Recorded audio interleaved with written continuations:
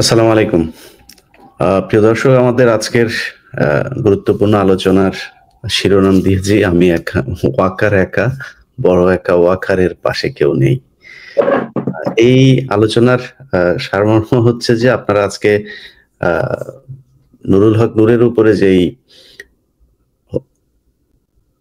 যেই হামলা হয়েছে রাষ্ট্রীয় বাহিনীর, বিশেষ করে সরাসরি যদি বলি ওয়াকারের নির্দেশে, রাশেদ খান তিনি নিজে বলেছেন যে সেনাবাহিনীর যিনি সেনাপ্রধান, তার এসইও যিনি আছেন শামস, সেই ব্রিগেডিয়ার জেনারেল শামস নিজে এটার নির্দেশ দিয়েছেন। অতএব সেনাবাহিনীর প্রত্যক্ষ মদদে এই হামলাটা হয়েছে। সেই হামলার পরে আজকে তাদের যে প্রতিবাদ সমাবেশ ছিল, সেই সমাবেশে আমরা যে বক্তব্য শুনেছি সেটা আপনারা সারা দেশের মানুষ শুনেছেন। আসসালামু আলাইকুম প্রিয় দর্শক, দেশ কিংবা দেশের বাইরে যে যেখান থেকে বসে ভিডিওটি দেখছেন সবাইকে অনেক অনেক ধন্যবাদ এবং ভালোবাসা জানাচ্ছি। প্রিয় দর্শক, বাংলাদেশের বর্তমান সেনাপ্রধান ওয়াকারুজ্জামানকে নিয়ে আলোচনা করছেন আমাদের সবার পরিচিত পিএমও, অত্যন্ত সাহসী সাংবাদিক ইলিয়াস হোসেন। বর্তমান কি অবস্থায় বা কোন অবস্থায় রয়েছেন সেনাপ্রধান ওয়াকারুজ্জামান, সেই বিষয় নিয়েই আলোচনা করা হচ্ছে আজকের এই লাইভটিতে। তো চলুন আমরা সরাসরি ভিডিও স্ক্রিনে চলে যাই, সেখানে বিস্তারিত দেখে আসি। উপস্থিত থাকাদের মধ্যেও আমাদের সাথে আছেন কর্নেল হাসিনুর, আছেন তারপরে আছেন কর্নেল মোহাম্মদ জাকারিয়া হোসেন, মেজর মোহাম্মদ জামাল হায়দার। জামাল হায়দার ভাই আমাদের সাথে আজকে প্রথম। জামাল হায়দার ভাই, আপনাকে স্বাগত জানাচ্ছি। আমাদের আলোচনার মূল বিষয়টা হবে হচ্ছে যে সেনাবাহিনীর যেই অপতৎপরতা, দেশ বিরোধী, রাষ্ট্র বিরোধী, ভারতের পক্ষে, শেখ হাসিনার পক্ষে তাদের যে অবস্থান, ডক্টর ইউনূসের সরকারকে বারবার বিতর্কিত করতে নানান অসহযোগিতামূলক যেই কার্যকলাপ তারা করে যাচ্ছে, সেটার ব্যাপারই আমাদের আজকে আলোচনা। আমরা আলোচনায় প্রথমেই কর্নেল হাসিনুর রহমান বীর প্রতীক, আপনার কাছে যেতে চাই। স্যার, আপনি বলবেন যে আমাদের আজকে যেই সেনাবাহিনীর প্রতি যেই মানুষের ক্ষোভ আমরা আজকে সমাবেশে দেখেছি, আপনি নিজেও ক্ষোভ প্রকাশ করেছেন। আপনার মতো একজন দেশপ্রেমিক, আপনাকেও সেনাবাহিনীর বিরুদ্ধে কথা বলতে হচ্ছে। সেনাবাহিনী কেন এত বিপদে যাচ্ছে? উপস্থিত সবাই আসসালামু আলাইকুম। এমন একটা বিব্রত অবস্থায় আছি আসলে সত্যিকার অর্থে। আজকে যাওয়ার পর বুঝলাম জনগণ কি বলে, আমি অকাত হিসেবে বুঝে না। আমার সত্যি লজ্জা লাগতেছিল। দেখেন, প্রথম থেকেই অকারের আচরণগুলি সন্দেহজনক ছিল। আমরা এটা মনে করছি ঠিক আছে, একটা সে তো আওয়ামী লীগ কর্তৃক নিয়োজিত, আত্মীয় একটু ভুল ত্রুটি হতে পারে, বাট যখন রাষ্ট্রের দর্শনের সাথে দ্বিমত হয়ে যায়, জনগণের প্রত্যাশার সাথে যখন দ্বিমত হয়, তখন তো এটা ক্ষমা সুন্দরভাবে দেখা কায়দা নেই। দেখেন, আমাদের সেনাবাহিনীর প্রধান সাবেক ইকবাল করিম ভূঁইয়ার সম্বন্ধে অনেকের অনেক কিছু থাকতে পারে। আমার কাছে সেটা আমি ওনাকে অন্যভাবে দেখি। আমি ওনাকে অন্যভাবে সেইভাবেই বলি। উনি একটা সুন্দর একটা ফেসবুকে একটা স্ট্যাটাস দিচ্ছেন, পরিষ্কার করে যে জিনিসটা আমাদের চাওয়া পাওয়া তাই বলছেন। কিছু অফিসারের জন্য তো সেনাবাহিনী ধ্বংস হতে পারে না। আমি ইলিয়াস ভাই আপনাকে বলি, যে যেইভাবে বলুক, অকার চাচ্ছে তার নিজের গুম খুনে জড়িত অফিসাররা উনি নিজে বিচার করবেন। আমার কথা হলো, সেনাবাহিনী কি সে ক্ষমতা আছে? অবশ্যই নাই। এই গুমের যে আইনটা, সেটা ব্রিটিশ আমলের আইন। এটাকে আবার সুন্দর করে নতুন করে রাষ্ট্রীয় বাহিনী কোনো গুম করে নাই, ব্রিটিশ কোনো চিন্তা করে নাই, ব্রিটিশ এই আইনটা আনে নাই। আনছে গুম হয়তো সন্ত্রাসী কার্যক্রমের জন্য গুম, তার দণ্ড ছিল 7 বছর।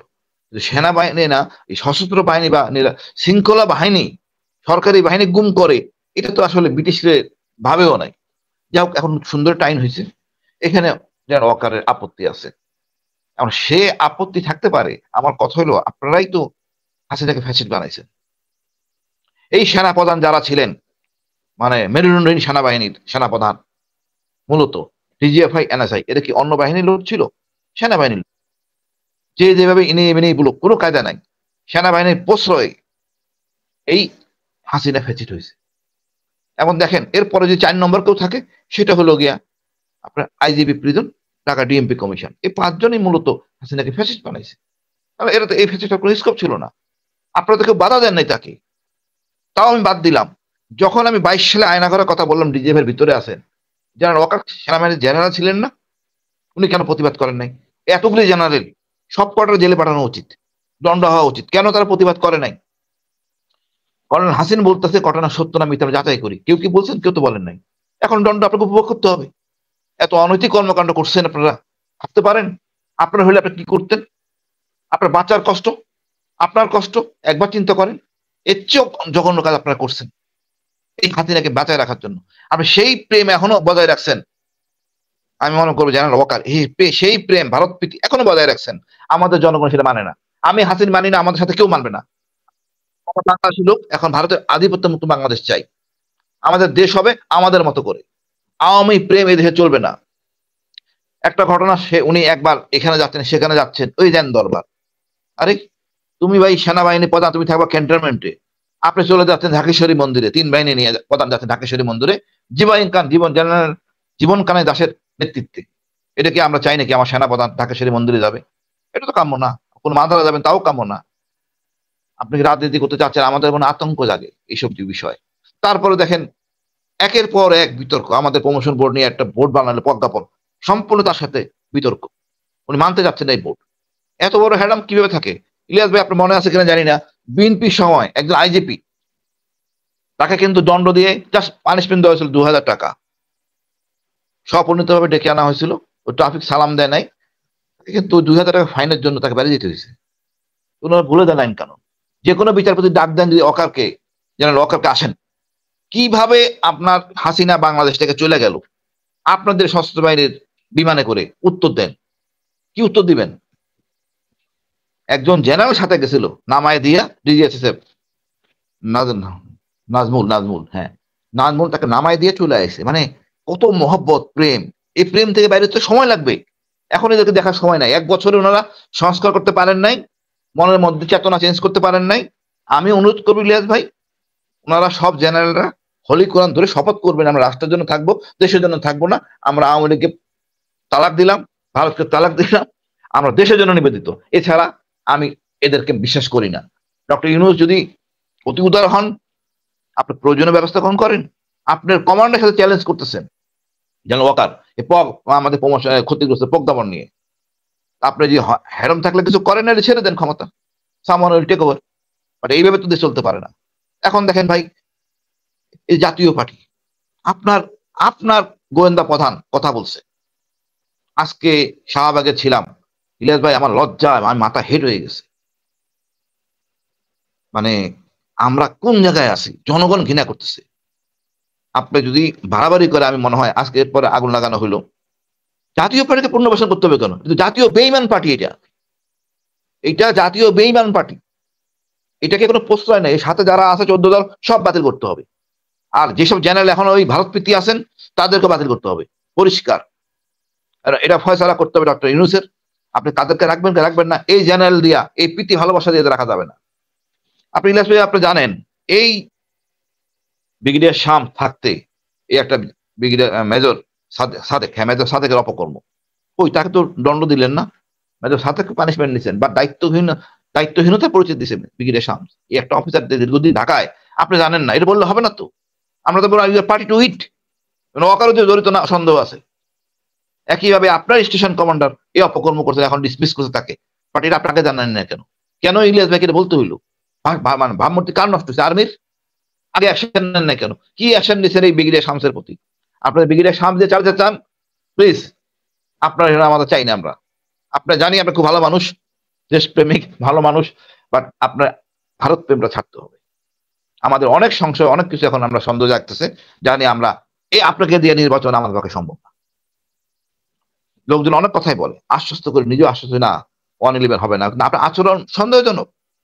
আপনি লেফটেন্যান্ট জেনারেল হাফিজ কত সিনিয়র, মানে চিন্তা করতে পারেন, উনি 4 শট, এদিকে উনি 13 লং কোর্স, 13টা লং কোর্স, তার উপরে আছে অনেক শর্ট কোর্স, এতটা কোর্স সিনিয়র, তার সাথে আপনি পাঙ্গা নিচ্ছেন, রাষ্ট্রের সাথে পাঙ্গা নিচ্ছেন, আপনার শক্তি কি? আমি এটা পরিষ্কার বলতে চাই ইলিয়াস ভাই, কয়েকজন জেনারেল ছাড়া ওয়াকারের সাথে বা ব্রিগেডিয়ার কয়েকজন অসৎ তার সাথে আছে, জুনিয়র অফিসাররা নাই। এবং ভুল করবেন, আপনাকে আমরা কৃতজ্ঞতা জানাই, আপনি বিপ্লবের সাথে ছিলেন, বাট আমরা মনে করাই দেই 18 তারিখ সেনাবাহিনী ডিপ্লয় হয়েছে, এরপর তো গুলি কিন্তু 3 তারিখ পর্যন্ত চালাইছেন। এই লোকগুলি দায়বদ্ধ আপনাকে জন্য অপরাধী। কিভাবে আপনার মাথার মধ্যে আসলো হাসিনাকে রক্ষা করার জন্য আপনারা হেলিকপ্টার ব্যবহার করবেন? হোক র্যাবের হেলিকপ্টার, আপনার অধীনস্থ এভিয়েশন আর আর্মির আন্ডারে মেজর বাকি ছিল ওখানে। কিভাবে আপনারা চিন্তা করলেন নিরীহ জনগণের গায়ে গুলি ছুড়বেন? কিভাবে চিন্তা করলেন এপিসি থেকে গুলি করা হবে? কেন আপনি 71 মাউন্টেন ব্রিগেড, 71 মেকানাইজ ব্রিগেডকে নিয়ে আসলেন যাত্রাবাড়ি এলাকায়? এই মানবতা নাই? আমরা তো আপনার মানবতা দেখাবো না। এখন সব ধরে টান দিব, আপনাকে কোনো ছাড় দেওয়া হবে না। আপনাকে অনেক সম্মান দেওয়া হয়েছে, বিপ্লবের অংশ হিসেবে নেওয়া হয়েছে। আমি এই কথা অনেকবার ইউনুসকে বলছি, আমাদের বিপ্লবের অংশীদার হলো সেনাবাহিনী এবং গর্বের সেনাবাহিনী। আপনার আচরণ দেখাচ্ছে যে আপনি ভারত প্রেমী এবং অশান্তি সৃষ্টি করছেন আপনি। কেন কেন আপনি এই নুরুল হক নূরকে মারতে গেলেন? কোন খুশিতে? একবার আপনি হাসনাতের সাথে অনেক আপত্তিকর কথাবার্তা বলছেন, আমরা ভুলে গেছি, ঠিক আছে হতে পারে রিকভারি করবেন, আপনি রিকভারি করেন নাই, আপনি উদ্দেশ্য পরিণত করতেছেন। আমি লজ্জিত। আমি মনে করি ডক্টর ইউনূসের উচিত কঠোর অবস্থানে যাওয়া। আর ইকবাল করিম স্যার যেটা বলছেন, পরিষ্কার বলছেন, সুন্দর বলছেন, একদম সেনাপ্রধান হিসেবে বলা উচিত। আমি লজ্জিত আসলে ইলিয়াস ভাই, আমাদের অনেক জেনারেল, একটা জেনারেল কথা বলে না, এই একমাত্র জেনারেল ইকবাল করিম ভুইয়া কথা বললেন, বাকি সব ঘুমাচ্ছে। ওনারও দায়িত্ব আছে, ওনারা টকশো আসতে পারেন, কথা বলতে পারেন যে আসলে কি করণীয়, কি করানো উচিত না। ওনার দুইটা হ্যালো বলতে পারেন, অকার এটা করো না, তাও করেন না। আমি ধন্যবাদ জানি ইকবাল করিম ভুইয়াকে, উনি অন্তত একটা সুন্দর একটা ফেসবুক স্ট্যাটাস দিয়ে উনি ওনার অবস্থান পরিষ্কার করছেন, আমি কৃতজ্ঞ। জি কর্নেল, আমার ধন্যবাদ আপনাকে ভাই। জি কর্নেল জাকারিয়া হোসেন। মেজর জামাল হায়দার ভাই, আপনার ইয়েটা যদি একটু করেন না, এই হেড রোটা একটু জি জি জি আর একটু, জি থ্যাংক ইউ। কর্নেল জাকারিয়া ভাই, আমাদের কর্নেল হাসিনুর রহমান যিনি যেটা বলছিলেন যে তা তিনি লজ্জিত বিভিন্ন কারণে সেনাবাহিনী একটা জিনিস যেটা নিয়ে সরকারের সাথে আসলে সরাসরি তারা একদম বিরোধী পক্ষ হিসাবে কাজ করছে, সেটা হচ্ছে যে যারা গুম খুনের সাথে জড়িত ছিল, পিলখানা হত্যাকাণ্ডের সাথে যারা জড়িত ছিল, এই জুলাই আন্দোলনে যারা জড়িত ছিল, তাদের বিচারের ব্যাপারটা নিয়ে এই বিচার সেনাবাহিনী করতে চায়। আমরা দেখেছি যে তনু হত্যাকাণ্ড, তনুকে রেপ করেছে, তনুকে মেরে ফেলেছে, তারপরে সেই বিচারটা পর্যন্ত করতে দেয়নি। একজন পুলিশের এএসপি তখন তাকে সেখান থেকে তিনি কেন সেটা তদন্ত করতে চান, কেন জিজ্ঞাসাবাদ, সিআইডি প্রধান বলেছেন যে জিজ্ঞাসাবাদের জন্য তাদেরকে আনা হোক। ওই সময় ওইখানকার মেজর জেনারেল এনায়েতুল্লাহ তিনি আসতে দেন নাই, এবং সেগুলো এখনো পর্যন্ত ডকুমেন্ট ইয়েতে আছে। এই যে কাজগুলো করেছে তারা তো বিচার চায় না। আপনি সব শেষ কিছু ঘটনা যদি দেখেন, আমরা কোনো বিচার দেখি না। পিলখানা হত্যাকাণ্ডের মতো ব্যাপার, সেখানে ওয়াকার বলে দিয়েছে ফুল স্টপ। আমরা তাহলে তাদের কাছে বিচারের দায়িত্ব দেব কিভাবে? আপনি কি মনে করেন কিনা যে সেনাবাহিনীর এই খুনিদের বিচার করতে সক্ষম?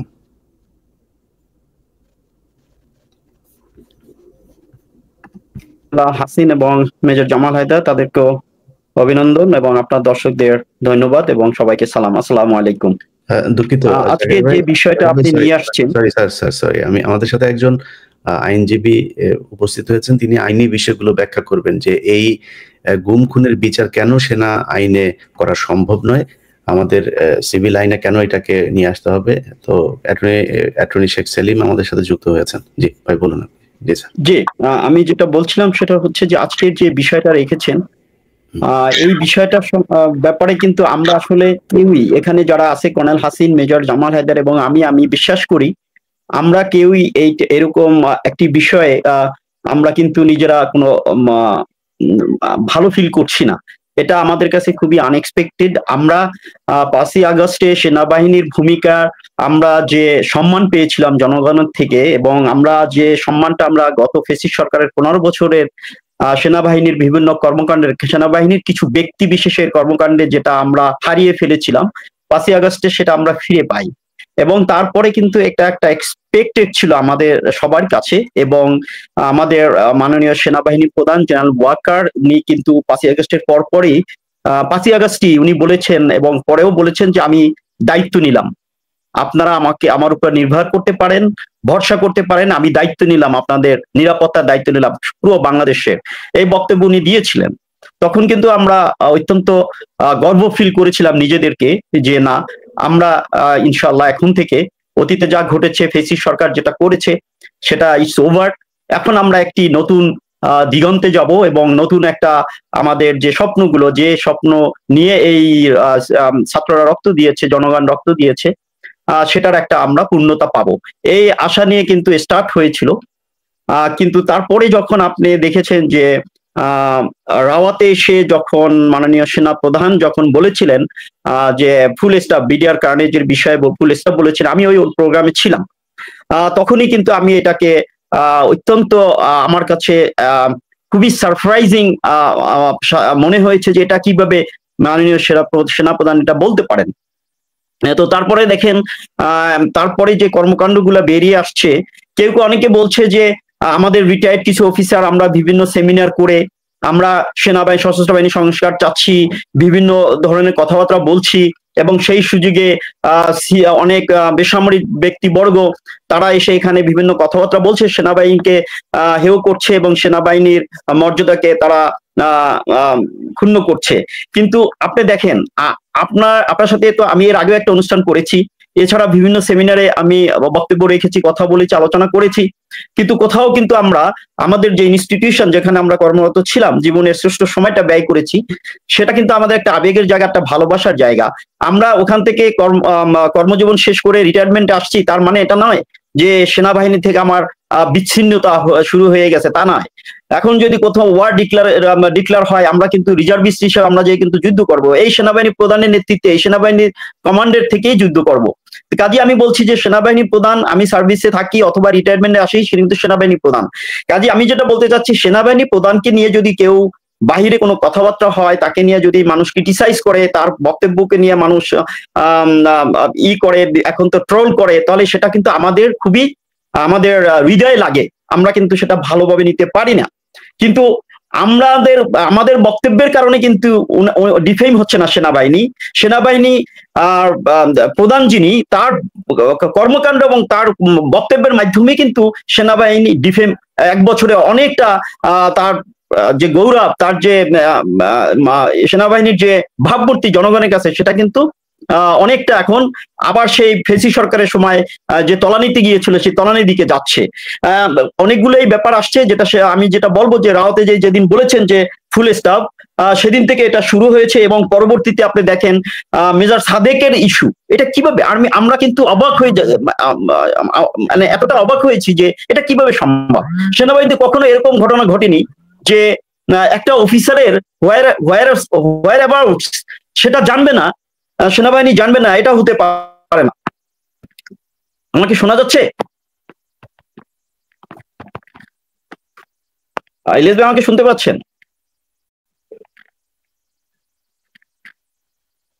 শোনা যাচ্ছে, শোনা যাচ্ছে, শোনা যাচ্ছে। হ্যালো জাকারিয়া, শুনতে পাচ্ছ?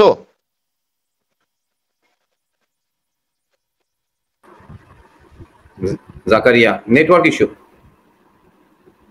জাকারিয়া শুনতে পাচ্ছি তো। জাকারিয়াকে আমরা শুনতে আটকে গেছে, নেটওয়ার্ক ইস্যু আছে। Network okay sir, major Jamal Haider sir, আপনি বলেন, আমরা আপনার বক্তব্য শুনে আসি। আচ্ছা, আমি কি জেনারেল বক্তব্য থেকে শুরু করি। আচ্ছা, যেহেতু প্রথম আসছি তো সবাইকে, আপনার দর্শকদেরকে সালাম। আর আমি একটু ভিন্নভাবে উপস্থাপন করতে চাই, সেটা হচ্ছে গিয়ে সেনাবাহিনী বা সশস্ত্র বাহিনী, এক একটা বাহিনীর একটা পারপাস আছে। তো সেই পারপাসটা হচ্ছে সার্বভৌমত্বের প্রতীক বলি, বাট তার দায়িত্ব হচ্ছে সার্বভৌমত্ব রক্ষা করা। গত 15 বছরে সার্বভৌমত্ব তারা রক্ষা করেছে, সেই কথাটা তারা কি বলতে পারবে না। আর আরেকটা জিনিস হচ্ছে, এই যে একটা পরিবর্তন হলো, একটা আপরাইজ হলো, সেখানে অনেকগুলো ন্যারেটিভ বলা যায়। ফ্যাসিস্টের পলায়ন বলতে পারেন, আপনি বলতে পারেন যে গণতন্ত্র হত্যাকারীর পলায়ন, আপনি বলতে পারেন যে বাংলাদেশের লুটপাটকারীর পলায়ন, কিন্তু আসলে সব কিছুর গোড়া কিন্তু সার্বভৌমত্ব হননকারীর পলায়ন, মানে সার্বভৌমত্বের পক্ষের শক্তির বিজয় হয়েছিল 5 তারিখে। সেটা হচ্ছে নাম্বার 1 ন্যারেটিভ। সেটা আপনি যদি সঠিক থাকেন, এই জায়গাটাতে যদি সঠিক থাকেন, আপনার সবগুলো অঙ্ক মিলে যাবে।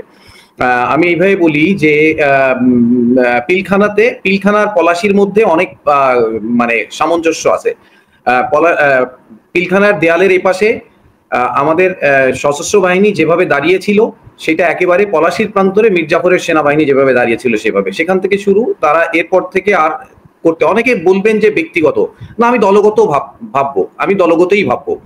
নেতৃত্ব দলটাকে পরিচালিত করেছে, ভিতরের মানুষ, ছোটখাটো মানুষগুলো বা যারা ফলো করেন তাদের কি হয়েছিল জানি না, কিন্তু যারা নেতৃত্বে ছিলেন তারা বাহিনীটাকে ওইভাবে পরিচালিত করেছিলেন। আমাদের বাহিনীর সবচেয়ে বা পৃথিবীর আর সব বাহিনী থেকে একেবারে আলাদা গৌরবের একটা জায়গা আছে, সেইটা হচ্ছে যখন রাজনীতিবিদরা 1971 সালে সংকটের মুহূর্তে পালিয়ে গিয়েছিল, সুটকেস গুছিয়ে ওই পারে ধরা দিয়েছিল, তখন বাহিনীর তরুণ অফিসাররা, সৈনিকরা, তারা বিদ্রোহ করেছিল, কারো কাছ থেকে কোনো আশা ভরসার জায়গা সেখানে ছিল না। তারা চিন্তা করেছিল যে আমরা এই পরাক্রমশালী পাকিস্তান বাহিনীর বিরুদ্ধে বিদ্রোহ করব এবং দেশের দায়িত্ব তারা নিয়েছিল। খেয়াল করবেন, এটা একটা বিশাল বিশাল গৌরবের জায়গা। কিন্তু অত্যন্ত দুঃখের বিষয় যে ঠিক 25-26 তারিখ পিলখানার সেই ঘটনার পর থেকে 2009 থেকে অ্যাবসলুটলি বাহিনীটা পলাশির প্রান্তরে দাঁড়িয়েছিল। আপনি একটা পুঙ্খানুপুঙ্খ অ্যাটিচিউডটা ওরকম ছিল। আসলে আমাদের বাহিনীটা তো উপনিবেশিক এবং সামন্ত ঘরানার একটা বাহিনী। এখানে আপনি সেনাপতিকে বা সেনানায়ককে যদি বশী করতে পারেন তাহলে পুরো বাহিনী বশীকরণ হয়ে যায়। আমার কেন বলছি, কারণ হচ্ছে গত 15 বছরে যার অফিসার হিসেবে যার আইকিউ মিনিমাম, তিনিও বুঝতে পারতেন যে এটা ভারতের একটা পদানত বাহিনীর মতো করেই পালিত হয়েছে। এটা খুব সহজ কথা। তো এটা যদি না থাকে তাহলে সে অফিসার হওয়ার যোগ্য না। কিন্তু কেউ একজন এই কারণে, এই অনুভূতি থেকে কিন্তু পদত্যাগ করে নাই। তার মানে কি, পুরো বাহিনীর মধ্যে একটা রোগের ব্যাপার ছিল। সেই রোগ থেকে 5 তারিখের পরে তাদের স্বেচ্ছাগতভাবে বের হয়ে আসা উচিত ছিল। আপনি অবশ্য এখানে লিখেছেন ওয়াকার বড় একা, ওয়াকারের পাশে কেউ নেই। আসলে বলবো তা না, ওনার পাশে কিছু নীতিভ্রষ্ট মানুষজন আছে। আমরাও জানি, বাজারে আমরা যতটুকু শুনে থাকি, উনাকে কিছু সেনাপ্রধান, পূর্ববর্তী জেনারেলরা উনাকে বুদ্ধি দেয়, কিন্তু তারাও সঠিক বুদ্ধিবৃত্তি দেন না। কারণ তারা যে শিক্ষায় শিক্ষিত হয়েছেন সেখানে আলো নাই, সেখানে দাসত্ব আছে। সেখানে কোনটার আলো নয়? আমি বাংলাদেশ একটা রক্ত স্নাত স্বাধীনতা অর্জনকারী দেশ, সেই দেশের সেনাবাহিনী হবে একেবারে অন্য রকমের, পিপলস সেনাবাহিনী হবে। তা না, তারা প্রফেশনালিজমের কথা বলেছে, তার আড়ালে বশত্ব এবং দাসত্ব এবং এক ব্যক্তির দাসত্ব, একটা দলের দাসত্ব এবং অন্য দেশের দাসত্ব, শত্রুর দাসত্ব কায়েম করেছে। এটার পুঙ্খানুপুঙ্খ রূপে প্রমাণ আছে। এই উচিত ছিল 5 তারিখের পরে 6-7 যখন স্টেবল হলো, তখন নিজেরা একটা সেমিনার করা, নিজেরা আমার মনে হয় যে ব্রেনস্টর্মিং করা, কেন আমরা 15 বছর এরকম ছিলাম। ছোট ছোট বাচ্চাদের, কিশোর তরুণদের বুঝে যেটা আসলো, যে সেটা ওরা বুঝতে পারলো না। তারা তো সরকার থেকে, কেউ কিন্তু বাড়ি থেকে বন্দুক আনে নাই, কেউ অস্ত্র বাড়ি থেকে নিয়ে গিয়ে, যেমন একটা শ্রমিক কাস্তে নিয়ে গিয়ে সকালবেলা রুজি করে, এখানের বন্দুকটা কিন্তু সরকারের টাকায় বা জনগণের টাকায় দেয়া। সেই বন্দুক হাতে নিয়ে আপনি যদি পাওয়ারফুল হবেন, সেই বন্দুক হাতে থাকার কারণে আপনি যদি নুরুকে আঘাত করে ফেলেন, তাহলে তো আসলে প্রবলেমটা আপনার। বন্দুকের তো বেশি প্রবলেম নাই, আপনার বুঝে প্রবলেম। আপনাকে যে বড় বড় শিক্ষা প্রতিষ্ঠানে শেখানো হয়েছে, সেই জায়গাটাতে আলো দেয় নাই আপনাকে কোনোভাবেই। আপনার বোঝা উচিত ছিল, আমি সার্বভৌমত্বের বিপক্ষের শক্তি থেকে আমি পক্ষের শক্তিতে দাঁড়ানোর একটা সুযোগ পেয়েছি। জনগণ কেউই ভারতকে মেনে নিচ্ছে না। তাহলে আমাদের উচিত ছিল এই 55 জন 60 জন, তারা 3 দিন দরজা বন্ধ করে নিয়ে বোঝা উচিত ছিল কেন আমরা 16 বছর এরকম করেছিলাম। সেই জিনিসটা করা হয় নাই। সেই জিনিসটা করেছে এমন কোনো রেকর্ড নাই। তাহলে তাদের কার্যকরণে গত 11 মাস বা 13 মাসের কার্যকরণে এমন কোনো জিনিস নাই যেটাতে বোঝা যাচ্ছে যে আগের যে রিজিম ছিল সেইটা সে চেঞ্জ করেছে, সেটা সে পরিবর্তিত হয়েছে, সে অনুধাবন করেছে, সে রেকটিফাই হয়েছে, সেরকম কিন্তু কিছু নাই। সে এখন কোনো মতে কি করছে, প্রথমে প্রিটেন্ড করার চেষ্টা করছে যে হ্যাঁ আমি ঠিকই আছি, 2-1 জনের প্রবলেম। নো, জিয়ার মতো খুনি সে চলে গেছে প্লেন থেকে। এই আজকে যারা এই বিপ্লবের পক্ষে সক্রিয় ছিল, ইমরান কাজল, তারপরে হচ্ছে গিয়ে মেজর রেজা, তারপর ইফতেখার, ফিরোজ ইফতেখার, এরা প্লেন থেকে টেনে নামিয়ে নিয়েছে। সে মেজর কর্নেল মুস্তাফিজ স্যারও ওই আমেরিকা থেকে এটাতে যুক্ত ছিলেন। কিন্তু দুঃখের বিষয়, বাহিনীর উচিত ছিল না এই ধরনের দাগি মানুষগুলোকে সাথে সাথে অ্যারেস্ট করে ফেলা। কেন? প্রেমটা কোথায়? আসলে আজকে আপনার কাছে বন্দুক আছে, কিন্তু ইতিহাস তো যেদিন আপনাকে নিয়ে আলোচনা করবেন সেদিন বন্দুক থাকবে না। প্রায় বলা হয় যে এই পাবলিক প্লেসে আপনি মিলিটারি নিয়ে কথা বলছেন, এটাতে ক্ষতি হচ্ছে মিলিটারির। মোটেও না, আপনি অনুধাবন করতে পারছেন না। সবচেয়ে দুঃখের বিষয় হচ্ছে আপনি বান্দর ছিলেন সেটা প্রবলেম না, আপনি মানুষ হতে চাচ্ছেন না সেটা প্রবলেম। আপনি হারামি ছিলেন সেটা প্রবলেম না, আপনি হারামি থেকে ছেড়ে মানুষ হতে চাচ্ছেন না, এটা হচ্ছে প্রবলেম। আপনি অনেক কর্ম, আমি অলরেডি সোশ্যাল মিডিয়ায় বলি যে 1001টা কারণ আছে, চাইলে আমার থেকে জেনে নিতে পারে, আমি লিখে দিব 1001টা কারণে বাহিনীর সংস্কার দরকার। সেই সংস্কারটা হবে নির্মোহ এবং কঠোরতম। আদারওয়াইজ এই গরিব দেশের এরকম একটা পাণ্ড, আমি বলবো যে বর্বর একটা প্রতিবেশীর এখানে আমার সার্বভৌমত্ব রাখা খুব কঠিন। সো আমার নির্মোহ একটা সংস্কার থাকা দরকার ছিল। এবং আমি একটা উদাহরণ দিব, দেখেন আমাদের বাংলাদেশ আর্মির, আমি পলাশির প্রান্তরের সাথে পিলখানার তুলনা করি, যদি তাই হয় তাহলে তারেক সিদ্দিকী, যে নাকি ফৌজের টাকলা তারেক হিসেবে চিনে, এই তারেক সিদ্দিকী যদি মির্জাফর হয়, তাহলে ইয়ার লতিফ হচ্ছে মোল্লা ফজলে আকবর, যিনি ডাইরেক্টলি হাসিন স্যার, গুলজার স্যারদেরকে ডেকে নিয়ে বলেছিলেন এখন থেকে আমরা রয়ের জন্য কাজ করব, ডাইরেক্ট অফার দিয়েছেন। এই কথাটা পাবলিক মিডিয়াতে বলা হয়েছে। ফৌজের উচিত, সেনাবাহিনীর উচিত ছিল আইদার এটা খণ্ডন করা, এত বড় কথা খণ্ডন করা, অথবা এইটার বিরুদ্ধে ব্যবস্থা নেওয়া করা। 13 মাসে কি কারণে এই মোল্লা ফজলে আকবরকে পিএনজি করা হয় নাই? শুধু তাই না, বনানী ডিওএইচএস এর তিনি হচ্ছে প্রেসিডেন্ট, 23 তারিখ পর্যন্ত উনি প্রেসিডেন্ট ছিলেন। কার পারপাস সার্ভ হয়েছে এটা আমরা জানতে চাই। আমার এটা খুবই ঘৃণিত লাগে, আমার কলঙ্কিত লাগে। এই মানুষটার সম্পর্কে তো ব্রট ইন চার্জ, এলিগেশনটা ব্রট ইন হয়েছে কি বিডিআর ওদের তোকে হচ্ছে গুম খুন কমিশন থেকে হয়েছে। উনি ডিজিএফ এর ডিজি ছিলেন, 7 দিন চাকরি ছিল, উনি 7 দিনের চাকরি ছিল, তখন থেকে ব্রিগেডিয়ার থেকে পদোন্নতি হয়ে সরাসরি ডিজিএফ এর ডিজি। এবং পিলখানার ঘটনার আগে উনি কোথায় গিয়েছেন? সিঙ্গাপুরে গিয়েছেন জয়ের সাথে, এটা কথিত, আমরা জানি না, but it's circumstantial proof. But এই ভদ্রলোক তো প্রথম রকে জায়গা দেয় ডিজিএফআইতে। তাহলে এই ভদ্রলোককে পিএনজি করা, এই ভদ্রলোককে, আমার কথা হচ্ছে বনানী ডিওএইচএস এর এরকম একটা পদ থেকে সরিয়ে দেয়া, কি এমন ক্ষতি হইতো সেনাবাহিনী? এখন সেনাবাহিনী যদি মনে করে বা তাদের নেতৃত্ব যদি মনে করে যে তাকে আপহোল্ড করে তাদের কোনো ইজ্জত সম্মান বাড়ে, তাহলে আসলে তারা, আমি বলবো যে তারা আত্মহুতি হচ্ছে, এবং ইটস অ্যাজ গুড অ্যাজ তারা আত্মহুতি দিচ্ছে। আমার মনে হয় যে এখনো সময় শেষ হয়ে যায় নাই। আমাদের টোটাল সেনাবাহিনীর স্পিরিট ইজ সো গুড এবং হোমোজেনিয়াস। এটা মিশরের সেনাবাহিনীর মতো না যে ইয়েরা খ্রিস্টান বা এরকম কোনো মুসলিমের মধ্যে একটা ট্রাস্ট গ্যাঞ্জাম আছে, তা না। হোমোজেনিয়াস সুন্দর একটা সেনাবাহিনী, well trained, well motivated. Somehow আমি বলবো যে উপরে কিছু পচনযুক্ত লোক আছে, তারা ভালো হতে চাচ্ছে না, তাদেরকে ভালোর পথে আনার কাজটুকুই করা উচিত। এবং জেনারেল ওয়াকার একা সেটা বলবো না, আমি সবসময় অন্য টকশোগুলোতে বলি, ওনার পিছনে কি ঘটনা ঘটছে আমরা জানি না, কোন দিক থেকে চাপ আসছে। He should open up to hmm? Open up to him enlightened person, not a person যে নাকি ওই ইয়েবাজি কি বলে, যে নাকি দাসত্ব করে।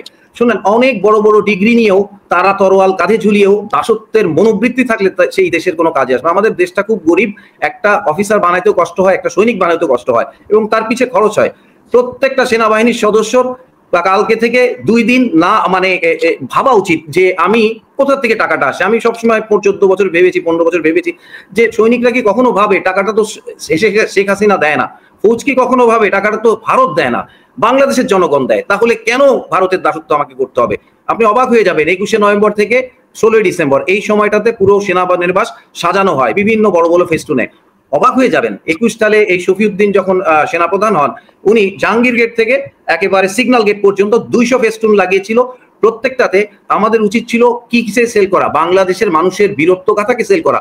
উনি ওখানে 30টা ছবি লাগিয়েছিলেন শুধু ওই সাইনিং সেরিমনি। তার মানে ইন্ডিয়া চাইতো বাংলাদেশের মুক্তিযুদ্ধ মানেই সাইনিং সেরিমনি, এইটাকে ব্র্যান্ডিং করা, এটাকে প্রমোট করা। আর আমাদের ওই সাহেব যাদেরকে আমরা অনেক পেলে পুষে অনেক সুযোগ সুবিধা দিয়ে পালতাম, তারা নেতৃত্ব দেখাইতো যে না ওইটা। তাইলে মানে আপনি কিভাবে বলবেন এরা মির্জাফরের চেয়েও খারাপ? এরা বিষ খেত। আসলে আমি খুব দুঃখের সাথে এটা হজম করতে হইতো। কিন্তু 5 তারিখের পরে যখন ছোট ছোট সন্তানরা আমাদেরকে চোখ খুলে দিল, তখন কেন আমি ঠিক হব না? তখন কেন? এটা কি ওয়াকার সাহেবের একার দোষ? ওখানে তো 60 জন জেনারেল, তাদের শরীরের মধ্যে কি একটু রক্ত নাই? তারা কি এই জিনিসটা রেজ করে না? রিয়েলিটিটা বুঝায় না? এটা কি অল অ্যাবাউট হচ্ছে মেকি একটা ভণ্ড, আমি বলবো যে ভ্যানিটি নিয়ে তারা জাস্ট গল্ফ আর এটার মধ্যে মনে করে তাদের জীবন একটা সানগ্লাসে? নো, আপনার কমিটমেন্ট থাকতে হবে বাংলাদেশকে সার্ভ করার জন্য। এনিওয়ে, আর কথা হচ্ছে কি, আমি কেন আয়নাঘর ভাঙতে যাব? তাইলে তো বুঝাই যাবে যে আমি আয়নাঘরকে ওন করছি, আমি আয়নাঘরকে আপহোল্ড করছি। আল্লাহর ওয়াস্তে এইটা সৌবুদ্ধির উদয় হোক। সবাই নিশ্চয়ই নামাজ পড়েন, বাট নামাজে হেদায়েতটা কোথায় হয় সেটাই তো বুঝি না। সে তো প্রতিভাত হইতে হবে। দেখেন কবে এই মূর্তিমার্তা যা ছিল, যেটার কারণে মুজিববাদকে, বাকশালিজমকে সেনাবাহিনীতে প্রতিষ্ঠিত করার চেষ্টা করা হয়েছিল, সেইটা জানুয়ারি মাস পর্যন্ত, মানে এই বছরের জানুয়ারি মাস পর্যন্ত যতক্ষণ 32 নম্বর ভাঙা হয় নাই, ততক্ষণ কিন্তু ভাঙা হয় নাই। এটা কিন্তু লজ্জার কথা। আপনি কিন্তু মানে আপনার কাজে কর্মে তো বুঝতে হবে যে আপনি লাইনে আছেন, না হইলে তো আসলে আপনি করবেন হচ্ছে অকাজ, আমি ভাবতে হবে ভালো কাজ, এটা তো হবে না। This has to be very clean. Faruk ওই যে সেটা খেসারত দিয়েছে এই নুরুল হক নুরু, আমাদের 32 নম্বর ভাঙার বিরোধিতা করেছিল, তার সে প্রিয় সেনাবাহিনী তারপরে সেখানে ঠেকাতে গিয়েছিল, সেই সেনাবাহিনী সাপের মতো। আপনি যদি দেখেন ওই সৈনিকটা সাপকে যেমন খোঁচায় মারে, 2টা খোঁচা মারলো, একদম মনে হলো যে এই হাড্ডিটা ভেঙে গেল। তো এইটা কেন ও আস্কারা পাবে? কেন ওই ফিল্ড কমান্ডার, তার সিও এগুলোকে এখনো ব্রট ইন চার্জ করা হয় নাই? তার মানে কেউ ব্যাকআপ দিচ্ছে। তো এই ব্যাকআপ দেওয়া তো বন্ধ করতে হবে, এট এনি কস্ট বন্ধ করতে হবে। আমাকে দিন শেষে আমাকে সঠিক সিস্টেমে ফিরতেই হবে। দেখেন এই কষ্ট করে এদেরকে রুটি রুজি পালা হয়, এবং এরা প্রথমে শুকর করা উচিত যে মানে আমার সোর্স অফ সিস্টেমটা কোথায়, কে আমাকে খাওয়াচ্ছে, কে আমাকে করছে, এই শুকরিয়া তার প্রতি অনুগত থাকা উচিত বলে আমি মনে করি। Thank you. জাকারিয়া ভাই শেষ করে দিবেন নাকি? যে যে আমি মাঝখানে আটকে গিয়েছিলেন, তাহলে আপনার বক্তব্য ইন্টারাপ্টেড ছিল। অ্যাটর্নি শেখ সেলিমের কাছে যাব। জি জি, আমি বলতে চাচ্ছিলাম যে সেনাবাহিনীর যে এখন যে মর্যাদাটা ক্ষুণ্ণ হচ্ছে, সেনাবাহিনী সম্পর্কে যে জনগণ যে প্রত্যাশা ছিল সেখান থেকে যে সেনাবাহিনী অনেক দূরে সরে গিয়েছে, এই জন্য কিন্তু সেনাবাহিনী বর্তমান কমান্ড চ্যানেলই দায়ী। এটা অন্য কাউকে দায় দিলে সেটা অযৌক্তিক হবে। আপনি দেখেন যে ব্রিগেডিয়ার আশা নামে একজন অফিসার, যে তার যে স্ক্যান্ডাল যেটা বের হয়েছে, এটা তো কোনোভাবে আনএক্সপেক্টেড। মেজর সাদেকের ব্যাপারটা আমি বলছিলাম, সেটা তো এটা হতেই পারে না। 5-6 মাস ধরে একটা অফিসার তার ইউনিটে নাই, যেখানে ইউনিট ডিপ্লয় সারা দেশে সেনাবাহিনী মোতায়েন, এই অবস্থায় একটা প্রত্যেকটা অফিসারের কিন্তু সেকেন্ড মিনিট খোঁজ সবাই জানে যে কোথায় আছে, সেখানে এটা আনএক্সপেক্টেড। তারপরে আপনি দেখেন যেটা কর্নেল হাসিন বলেছেন, ডাকেশ্বরী মন্দিরে আমরা তো 54 বছরে দেখি নাই 3 বাহিনী প্রধান মিলে ওখানে যান, সেটা এই বিপ্লবের পরে করতে হবে কেন? What the message you want to give to the nation? তারপরে ব্রিগেডিয়ার হাসান নাসির যে বিপ্লবের পক্ষে ছিলেন, তাকে পিএনজি করছেন, তাকে পিএনজি করে দিলেন। কই যারা ক্রিমিনাল ছিল, যেসব অফিসাররা অন্যায় করেছে, যাদের হাতে রক্তের দাগ আছে, কই তাদের কাউকে তো পিএনজি করেন নাই, যেটা আমার কোর্সমেট মেজর জামাল হায়দারকে একটু আগে বলেছে। তারপরে দেখেন আর্মি যখন ডিপ্লয়েড থাকে, আমরা তো এই যে আমাদের যে এখন সেনাবাহিনী প্রধান, উনি যখন সিনিয়র মেজর, আমি কিন্তু মেজর আর্মিতে, তখন আমরা তো তাকে মেজর অবস্থায় দেখেছি। 2009 সাল থেকে শুরু করে 2024 সাল পর্যন্ত যে সেনা, আমি যদি বলি যে শেখ হাসিনা ফ্যাসিস্ট, এই যে একটা দানব তৈরি হয়েছে, এই দানবের তৈরি তো আমি আমি আমি আমি সবসময় বলি, এবং আমি এটা আপনি যেভাবেই আপনি বিশ্লেষণ করেন না কেন, আপনি এটার ব্যত্যয় পাবেন না। সেটা হচ্ছে সেনাবাহিনীর কিছু অফিসার যারা ডেপুটেশনে, যে ডিজি, ডিজিএফআই, ডিজিএনএসআই এবং র্যাবে যেসব অফিসাররা কর্মরত ছিল, তাদের সহায়তা ছাড়া কোনোদিন 15 বছর এরকম ফেসি সরকার এই দেশে টিকে থাকতে পারতো না। একমাত্র দায়ী হচ্ছে এই সেনাবাহিনীর কিছু অফিসার যারা সার্ভ করেছে, যারা যোগ্যতা নাই, যারা এই করে সেবা করে বা রয়ের নিয়ে সহানুভূতি নিয়ে তাদেরকে র্যাঙ্ক পেতে হবে, তাদেরকে মেজর জেনারেল হইতে হবে, লেফটেন্যান্ট জেনারেল হইতে হবে। এই ধরনের অসৎ, নীতিহীন, ভ্রষ্ট চরিত্রের অফিসারদের কারণে এই ফেসিস্ট দানবীয় সরকারটা গত 15 বছর এই দেশে মানুষের উপর অত্যাচার চালিয়েছে, নির্যাতন চালিয়েছে, এবং এর জন্য দায়ী। এখন এই ব্যক্তির দায় কেন সেনাবাহিনী প্রধান নিচ্ছেন? 5 আগস্টে আমরা যারা বিপ্লবের সঙ্গে ছিলাম, বিপ্লবের পরে কিন্তু আমরা এই কথাটাই বলে আসছি যে সশস্ত্র বাহিনী সংস্কার হতে হবে। কেন হতে হবে? আমরা তো দেখেছি এই সশস্ত্র বাহিনী কিছু অফিসারের কারণে দানবীয় সরকারটা এই দেশে এরকম ফেসিজম কামি করতে পেরেছিল। কাজে আমরা এই সংস্কার চেয়েছিলাম, এবং আমরা সবসময় বলে আসছি যে ব্যক্তির দায় কখনো কোনো বাহিনীর নেওয়া অথবা কোনো প্রতিষ্ঠানের নেওয়া ঠিক নয়। কারণ এই যে দেখেন, একজন অফিসার যখন ইউনিফর্ম পরা থাকে, এই ইউনিফর্মটা হারাতে কিন্তু কয়েক সেকেন্ডের ব্যাপার। একটা সিগনেচার হয়ে উপর থেকে একটা সিগনেচার হতে লাগে কিন্তু ফ্র্যাকশন অফ সেকেন্ড, এবং সেটা অর্ডারটা শুনাতে লাগে আরো 1-2 মিনিট হয়তো, কিন্তু সাথে সাথে কিন্তু তার ইউনিফর্ম ছেড়ে এই সিভিল বেশে চলে আসতে হবে। এটা সবাই, এটাই নিয়ম, এটাই প্রকৃতির নিয়মটা হচ্ছে এইটাই। কাজেই এখানে অন্যের দায় নিয়ে নিজে হিরো হওয়ার কিছু নাই এখানে। আমরা এই বিষয়টা সবসময় বলে আসছি, এবং আমি ধন্যবাদ জানাচ্ছি যে প্রাক্তন সেনাপ্রধান জেনারেল আইকিবিকে, উনি যে পোস্টটা দিয়েছেন, এর প্রতিটা শব্দ, প্রতিটা সেন্টেন্স, দাড়ি কলম, দাড়ি কমা, এভরিথিং ইজ অ্যাবসলিউটলি কারেক্ট। আমরা এইটাই চেয়েছিলাম যে সেনাবাহিনীর ভাবমূর্তি যারা নষ্ট করেছে, যেসব ব্যক্তি বিশেষের যেসব দুষ্ট অফিসার, তাদেরকে আইনের হাতে নিয়ে আসা হোক, তাদের সঠিক বিচার হোক। এখন সেনাবাহিনী এই বিচারটা সেনাবাহিনীর সিস্টেমে কেন করতে পারবে না? কারণ এই অফিসাররা কিন্তু সেনাবাহিনীর ভিতরে থেকে কিন্তু তারা অন্যায়টা করেনি। তারা কিন্তু সেনাবাহিনীর ভিতর থেকে ডেপুটেশনে এসে ডিজিএফআই তে যায়, এই র্যাবে যে ডিজি এনএসআই তে যে তারা কিন্তু এই অন্যায় কাজগুলো করেছে।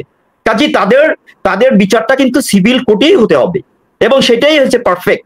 এবং এখন যদি সেনাবাহিনী যদি সহায়তা না করে, যদি ফুল সাপোর্ট যদি প্রসিকিউশন টিমকে না দেয়, আইসিটি ট্রাইব্যুনালকে না দেয়, তাহলে কি হবে জানেন? তাহলে অনেক সময় অনেক ক্রিমিনাল যারা বেশি অপরাধী তারা কিন্তু পার পেয়ে যেতে পারে, আর যারা কম অপরাধী তারা কিন্তু অনেক বড় দণ্ড পেয়ে যেতে পারে। কাজে আমি বলবো যে এখানে এই ব্যক্তির দায় না নিয়ে সেনা বাহিনীর কমান্ডকে এটা বুঝতে হবে যে এই ব্যক্তির দায় আমাদের আর নেওয়ার কোনো যুক্তিযুক্ত কারণ নাই। আমরা ফুললি সাপোর্ট করি, এবং ফুল সাপোর্ট দিলে কি হবে, যারা আসলে কোনো যে অন্যায় করেনি যে তেমন অন্যায়ের সাথে জড়িত ছিল না, তারা যাতে অজানার কারণে বা কোনো সিস্টেমের কারণে ফুল সাপোর্ট না করার কারণে তারা কিন্তু শাস্তি যাতে না পায়। তো ফুল সাপোর্টটা দিলে আমরা কিন্তু জানি, আমরা যারা এই যে আমরা তো 2 বছর হলো আমি রিটায়ারমেন্টে আসছি, আমরা তো দেখেছি নিজের চোখের সামনে এই সব ঘটনাগুলো ঘটেছে। তো আমরা জানি কোন কোন অফিসার এই সব গুম খুনের সাথে জড়িত ছিল, আয়নাগরের সাথে জড়িত ছিল, কারা র্যাবে যে খুন করেছে, এবং সেই সব অফিসার কিন্তু এখন ঘুরে বেড়াচ্ছে। আমরা কিন্তু জানি তাদেরকে কিন্তু প্রসিকিউশন টিম এখন পর্যন্ত তাদেরকে কল করেনি। এখন কল করবে কিনা হয়তো তারা লিস্টে আছে, হয়তো পরবর্তীতে ডাকবে, কিন্তু এটা একটা বিগ কোশ্চেন, কিন্তু সার্ভিংদের মধ্যেও বিগ কোশ্চেন যে এরা তো বিগ ক্রিমিনাল ছিল, কিন্তু এই ক্রিমিনালদেরকে তো কোর্ট এখনো সমন জারি করেনি, এখনো ওয়ারেন্ট জারি করেনি। তো এটা কিন্তু একটা অলরেডি শুরু হয়েছে এই ধরনের চিন্তা ভাবনা। তো আমি বলবো যে সেনাবাহিনীকে ফুল সাপোর্ট করা উচিত, কোর্টকে, আইসিটি কে, এবং ব্যক্তির দায় কখনো প্রতিষ্ঠানের অথবা কোনো ব্যক্তির, সে প্রতিষ্ঠানের প্রধান হতে পারে, কিন্তু তাকে এই দায় নেওয়া ঠিক হবে না। ঠিক হবে না। জি স্যার, ধন্যবাদ স্যার। আমরা আইনি বিষয়গুলো ব্যাখ্যা করার জন্য অ্যাটর্নি জনাব শেখ সেলিম তিনিও আমাদের সাথে উপস্থিত আছেন। আমরা যে আমি আগের বক্তব্য যেটা বলেছি যে আমাদের মূল সমস্যাটা হচ্ছে এখন বিচার। আপনার বক্তব্য, আপনাদের সবার বক্তব্য একটাই জিনিস ফুটে উঠেছে, সেটা হচ্ছে যারা ক্রিমিনাল, সেনাবাহিনী একটা অর্গানাইজেশন এবং এই সেনাবাহিনীতে অসংখ্য দেশপ্রেমিক। আমি সেদিন একজন বলছিলেন যে 99.9% হচ্ছে এখানে দেশপ্রেমিক এবং 0.1% হচ্ছে, কিন্তু সেই 0.1% হচ্ছে একদম মাথায় আছেন, যে কারণে আজকে কলুষিত হচ্ছে। সেই মাথাটাকে কেটে ফেলতে হবে, সেই মাথায় নতুন করে মাথা বসাতে হবে, যে মাথাগুলো আসলে রাইট ডিরেকশনে হাঁটে। জনাব অ্যাটর্নি শেখ সেলিম, আপনার কাছে আমাদের প্রশ্ন হচ্ছে যে যেই বিচারের কথা বলা হচ্ছে গুম খুনের, এই বিচার সেনা আইনে কি করা সম্ভব কিনা? আমাদের যেই সিভিলিয়ান কিল হয়েছে এই দেশে সেনাবাহিনীর হাতে, সেই বিচার কিভাবে সেনাবাহিনী করবে? থ্যাংক ইউ ইলিয়াস ভাই, এবং thank you distinguished panel here. আপনাদের অনেক কথাই শুনলাম। এইটা সেনা আইনে, আমি মনে হয় সেনা আইনে 1950 আর্মি অ্যাক্টে অ্যাজ আই রেড ইট, তাতে মনে হয় না যে অ্যাডিকুয়েট সাপোর্ট আছে এখানে। আপনি যদি দেখেন, তার কারণে এখানে সিভিলিয়ান হতে হবে। একটা ওয়াইড স্প্রেড কনস্পিরেসি ছিল, দেশি বিদেশি এবং গোয়েন্দা সংস্থার ইনভলভমেন্ট ছিল, আর্মির ছিল, র্যাব, বিডিআর, পুলিশ, সবাই গুমের সাথে জড়িত। সেদিন দেখলাম এক মেজর ভদ্রলোক এক টক শোতে আলাপ করছে কিনা, এক টক শোতে আলাপ করছে, উনি বলছে যে সেনা আইনে এটা একটা, সেনা প্রধানের এটা একটা চক্রান্ত। উনি চিফ জাস্টিসের কাছে আসতেছে, স্যার আমরা বিচারটা করি। অলরেডি উনি পক্ষপাত দোষে ওনাকে দোষারোপ করা হচ্ছে। তার কারণ উনি অনেক অফিসারকে পালাই যেতে দিচ্ছেন। ইভেন আইসিটি থেকে ওয়ারেন্ট ইস্যু হওয়ার পরেও সেনাবাহিনী ক্যান্টনমেন্ট থেকে অফিসারগুলো কিভাবে পালায় যায়, সে দায়িত্ব তো সেনা প্রধানের। তো উনি তো পক্ষপাত দোষে দুষ্ট। তারপরে উনি বিভিন্ন ভাষণে বলেছেন, একদম দৃঢ় কণায় বলেছেন যে সব হত্যার বিচার হবে। এ পর্যন্ত জাতি তো মনে হয় সেনাবাহিনীর পক্ষ থেকে ওনার থেকে কোনো উদ্যোগ দেখে নাই। কি হত্যার কি উদ্যোগ উনি নিলেন, ওনার এই প্রমিস বা প্রতিজ্ঞা জাতির কাছে টাইম এন্ড এগেইন করা, কি নিলেন তা তো কিছুই স্পষ্ট না। এখন উনি নিয়ম ভঙ্গ করে চিফ জাস্টিস কাছে মিটিং করতেছেন। যদি এই মিডিয়াতে আসছে, যদি এটা সত্য হয় যে উনি গেছেন সেনা আইনে এদের সেনাবাহিনীর কাছে বিচার করার, আমি যতদূর জানি আমাদের অনেক ডিস্টিংগুইশ সেনা অফিসার আছেন, ওনারা ভালো বলতে পারবেন। একজন সেনা আইনে বিচার করতে হলে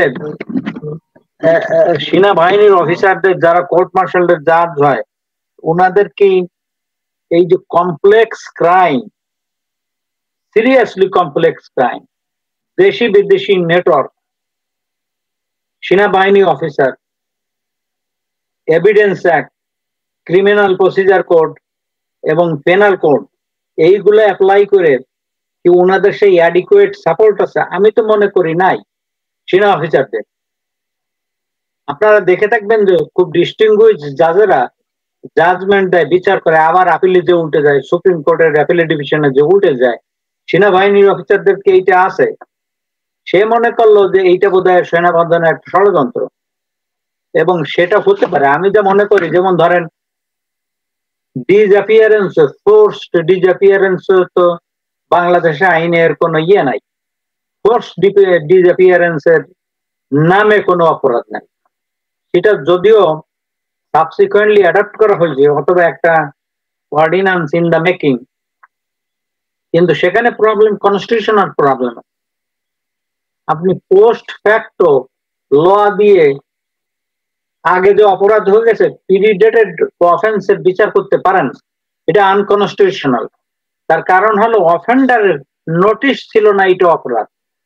তো সেক্ষেত্রে সেনাবাহিনী একটা যেন বিচার করে দায় সারা বিচার করে ছেড়ে দিলে আপনাদের কিছু করার নাই, কারোর কিছু করার নাই। তার কারণ সেনা আইনের সেকশন 96-এ বলা আছে যদি সেনাবাহিনীর আদালতে কারোর বিচার হয় সেইটা মানে পুনরায় বিচার করা যাবে না। এইটা আর পুনরায় বিচার করা যাবে না বাংলাদেশের কোন কোর্টে। therefore they will go scot free। আর একটা ব্যাপার আছে, সেনা আইনের কিছু লোকের বিচার তো সেনা আইনে আর সম্ভব না। আইসিটি যাদের ইন্ডাইট করেছে বা ওয়ারেন্ট জারি করেছে তাদের বিচার আইসিটিতেই হইতে হবে। তার কারণ আপনি যদি এই সেনা আইনের সেকশন 94 পড়েন, এখানে কনকারেন্ট জুরিসডিকশন আছে অফেন্সের, সেনা সদরের, এই মানে সেনাবাহিনীর এবং সিভিল কোর্টের।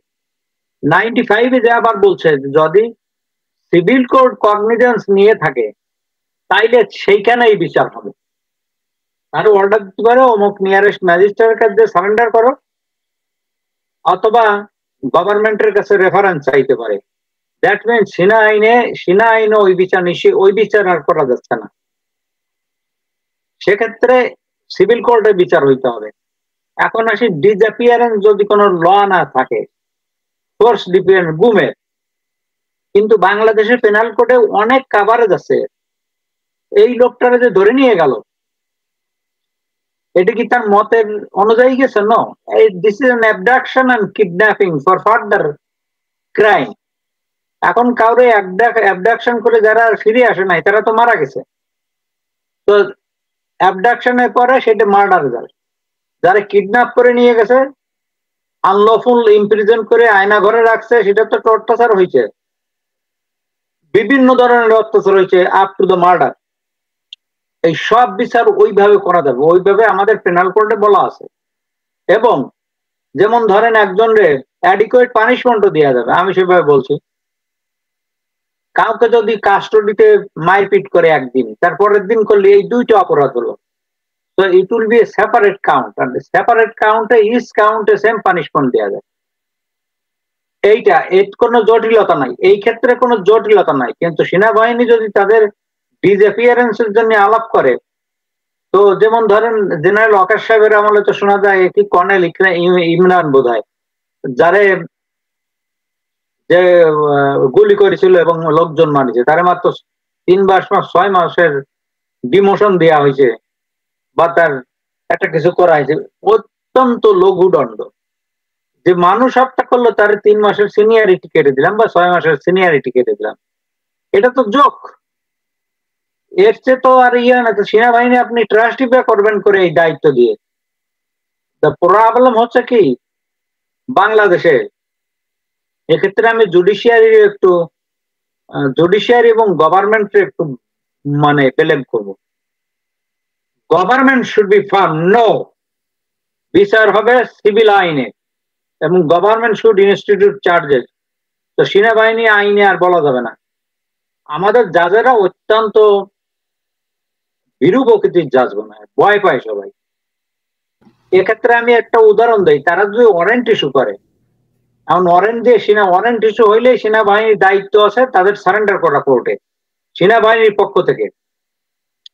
সেইটা যদি না করে, এখন তো তারা সেনা প্রধানরে বা যে অফিসার আছে এই দায়িত্বে, সেনাবাহিনীর ইন্টারনাল ওয়ার্কিংটা আমি জানি না, হয়তো বা এইসব অফিসারদের এই সমস্ত ক্ষেত্রে কারো কোনো জেনারেলের দায়িত্ব আছে অথবা সেনা প্রধান। ট্রাইব্যুনাল তো তারা সকাশ করতে পারে, আইসে জবাব দাও কেন ইয়ে করতে পারছো না, প্রডিউস করো কিভাবে পালাই গেল। কোনো কড়া যা দিলে করতো তারা স্যাংশন দিয়ে দিত, তার চাকরি চলে যেতে পারে, তারা ক্রিমিনালি চার্জ করতে পারে। কিন্তু জুডিশিয়ারির গার্ডস নাই, অত্যন্ত নতজানু এবং ভীরু জুডিশিয়ারি হয়ে দাঁড়াইছে। এরা জাতির কাছে এরাও ফেল করতেছে।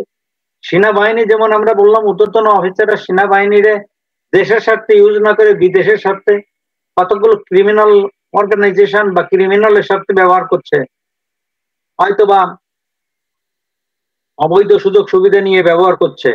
আমাদের জুডিশিয়ারি তাদের দায়িত্ব থেকে পিছিয়ে আছে এবং আমি বলবো স্বাধীনতার পরের থেকে পিছিয়ে আছে।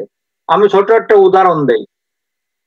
নিউ ইয়র্কের জর্জ প্যাটাকি যখন গভর্নর ছিলেন তখন উনি একটু জুডিশিয়ারির বিভিন্ন ব্যাপার নিয়ে উনি একটু বিরক্ত ছিলেন। উনি করলেন কি, সেই সময় উনি বাজেটে জুডিশিয়ারিকে অর্থাৎ বিচার বিভাগকে কম অর্থ বরাদ্দ দিলেন। তার কাছে বিচারপতিরা সেই সময় এখানে চিফ জাস্টিস জুডিথকে, একজন মহিলা, ফার্স্ট নিউ ইয়র্কের চিফ জাজ, মহিলা চিফ জাজ, উনি লেখলেন 2 সপ্তাহের ভিতরে কোনো রেসপন্স আসলো না প্যাটাকের কাছে। তারপর উনি স্পিকার এবং গভর্নর লিখলেন, কোনো উত্তর না আসাতে উনি করলেন কি, শোকজ করলেন, কোর্টে হাজির হও, ব্যাখ্যা দাও। বোধ গভর্নরে এবং স্পিকারকে কি হলো, 3-4 দিনের ভিতরে বাজেট সংশোধন করে আবার পেশ করে পাশ করে দেওয়া হলো। আমাদের হলো এই সমস্ত জাজ দরকার। আমি জানি না চিফ জাস্টিস ওনাকে কি বলেছে। চিফ জাস্টিস তো চোখটা দুটি বড় করে, চোখটা বড় করে, কি বলে, চোখের উরু সম্প্রসারিত করে, যে আইসিটি এদের ওয়ারেন্ট জারি করেছে, এরা কোথায়, কেন এরা আসলো না? আমার তো মনে হয় না সেনা প্রধানের আর কথা কি আর বলার কোনো শক্তি থাকতো। এদের প্রডিউস করেন, তারপর অন্য কিছু দেখা যাবে।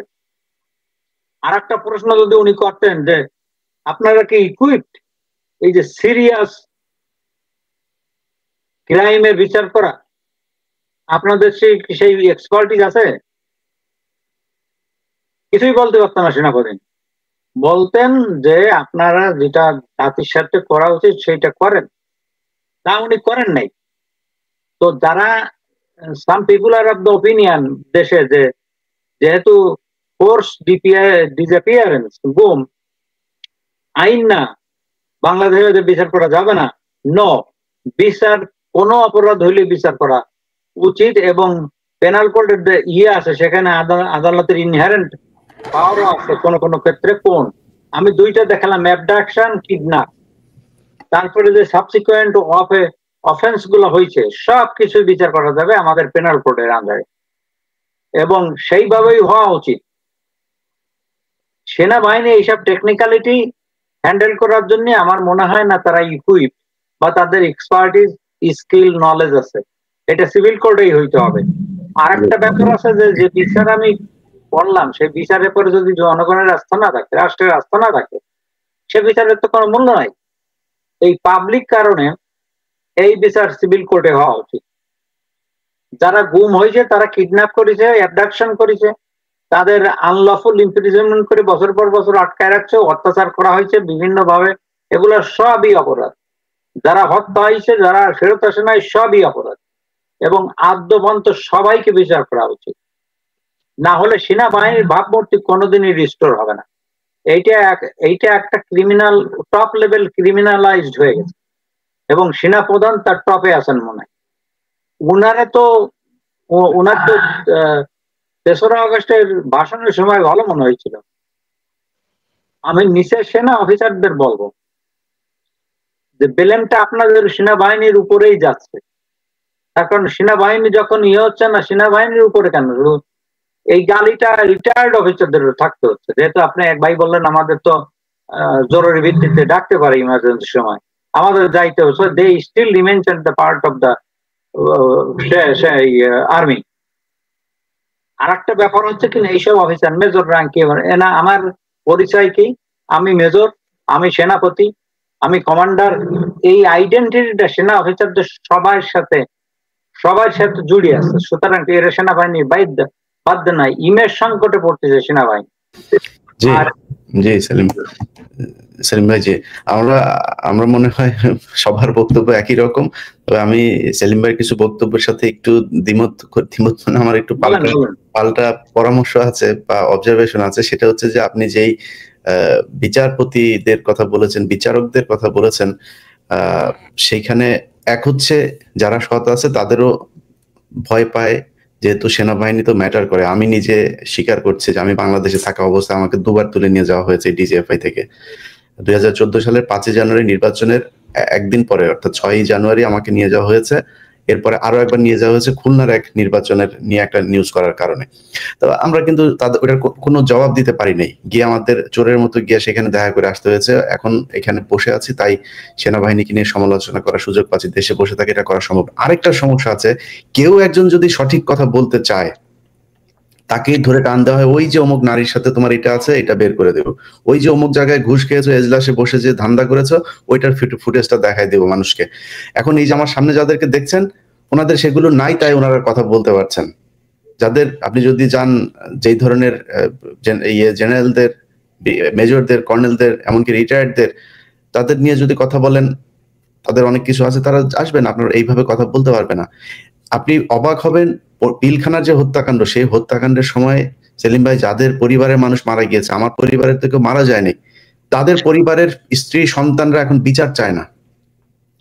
তারা খুব ভালো আছে, তাদেরকে এত সব সুযোগ সুবিধা দিয়ে দেওয়া হয়েছে, এই সুযোগ সুবিধা নিয়ে তারা খুব ভালো আছে, যেই কারণে তারা এটার বিচার চায় না। ওয়াকার যে সুরে কথা বলে, সে একই সুরে কথা বলে। যাই হোক, এইসব কারণগুলো আছে আর কি, যে কারণে হয়তো বা এটা একটু কঠিন হয়। এখন আমাদের সবাইকে একসাথে দাঁড়াইতে হবে ভাই।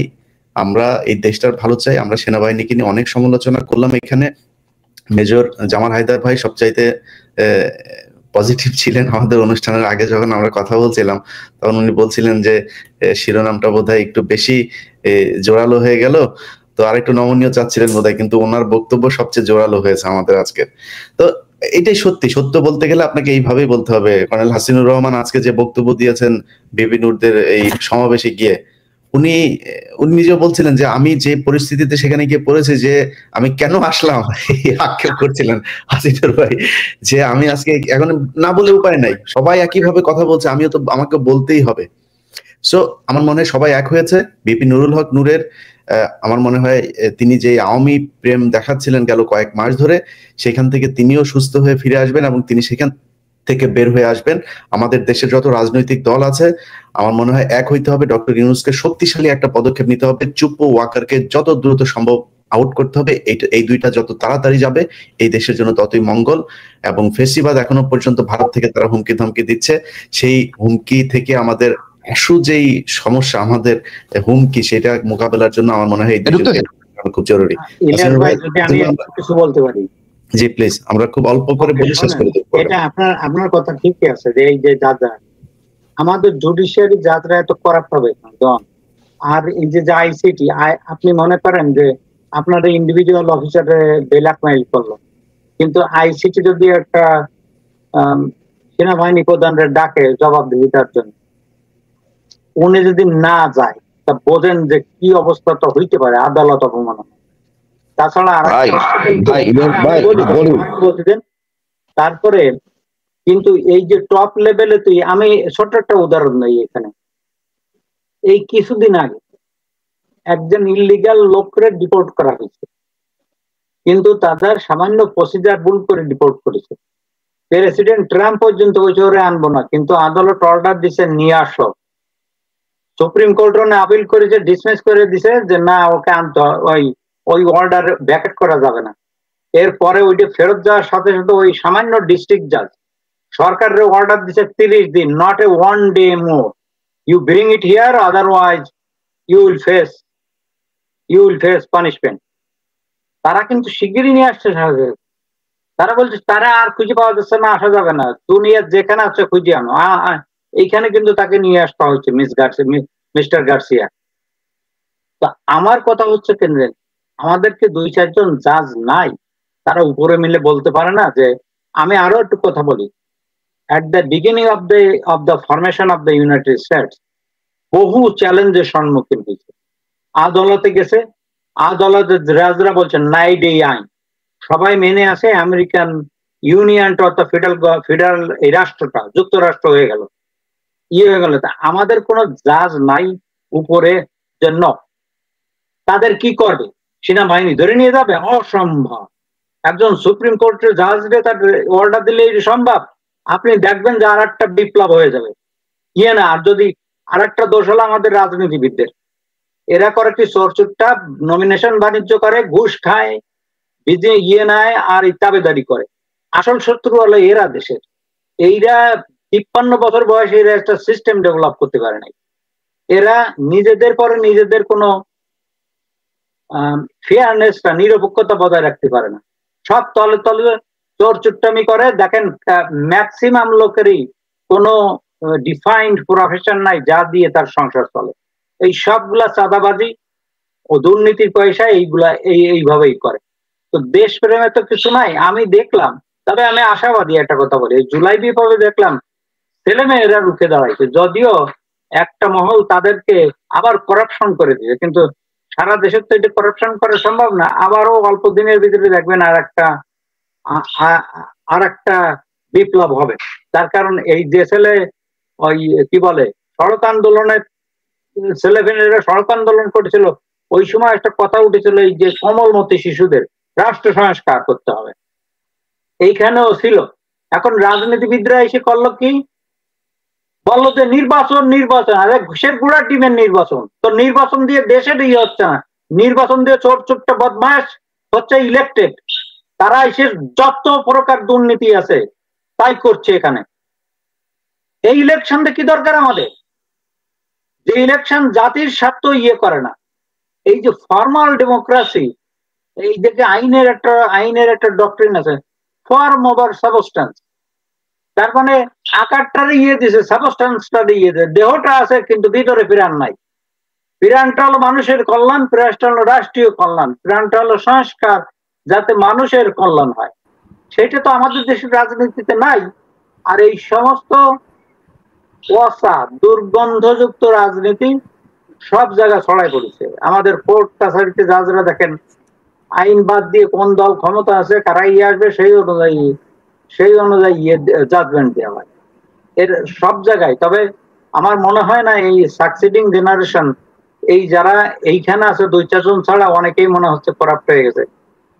এরপরের গ্রুপ আসবে, সেই সময় দেখবেন যে এই ভুলটা তারা সংশোধন করে নেবে। ইনশাআল্লাহ। আমি 5-10 বছর টাইম দিলাম, আর একটা বিপ্লব আসতেছে। কারণ যারা এই ইলেকশনে আসবে তারা মনে হয় না কোনো ভালো কাজ করবে। যারা আসছে তাদের আমরা চিনি, তাদের সব মানুষ টেনে যে তারা কত করাপ্ট। চাঁদাবাজি থেকে শুরু করে দুর্বৃত্তায়নের থেকে শুরু করে রাজনীতি, আজকাল সব দলের টপে যারা স্ট্যান্ডিং কমিটির মেম্বার লিডারশিপে আছে তারা কেউই সৎ লোক না, লোক না। তা আমরা যাব কোথায়? মানে জাতি যাবে কোথায়? তো আর একটা বিপ্লব অবশ্যম্ভাব। জি, আমরাও সেই স্বপ্ন দেখি যে আরেকটা বিপ্লব হয়ে যাক। আমরা অনুষ্ঠানের শেষ দিকে কর্নেল জাকারিয়া, আপনি যদি সেলিম ভাইয়ের বক্তব্যের প্রেক্ষিতে কিছু যুক্ত করতে চান।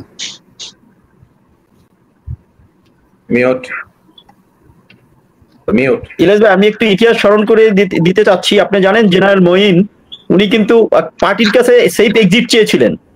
উনি তো ফেইলিউর একটা কেস, বিডিআর কার্নেজটা উনি কোনো বিডিআর কার্নেজের সময় উনি কোনো অ্যাকশন নিতে পারেন নাই, আমাদের ভাইদেরকে সেভ করতে পারেন নাই, অফিসারদের সেভ করতে পারেননি। আমাকে শোনা যাচ্ছে? জি জি জি। তো সে কিন্তু সেফ এক্সিট চেয়েছিল পার্টির কাছে।